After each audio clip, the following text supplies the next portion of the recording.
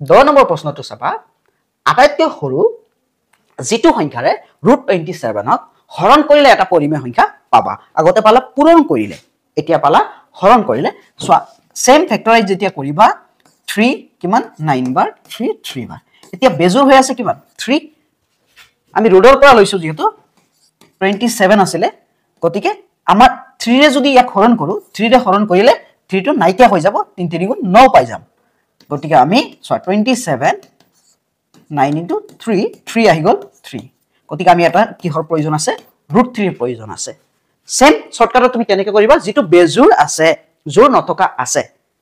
হেতু তুমি কি কৰি দিবা হৰণ কৰি দিবা অৰ্থাৎ 3 আছে √3 হৰণ কৰিলে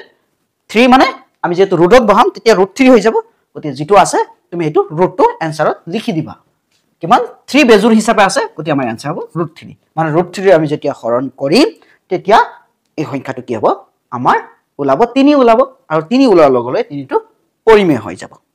তোমাক নিশ্চয় বুজি পাইছা ভিডিও এইখিনি আছিল যদি ভিডিওটো ভাল লাগে লাইক কৰিবা শেয়াৰ কৰিবা আৰু যদি কিবা জানিব লগা আছে তোমালোকে কমেন্টত জনাবা আৰু পৰৱৰ্তী ভিডিও লিংক ডেসক্ৰিপচনত দিয়া আছে তোমালোকে চাই লবা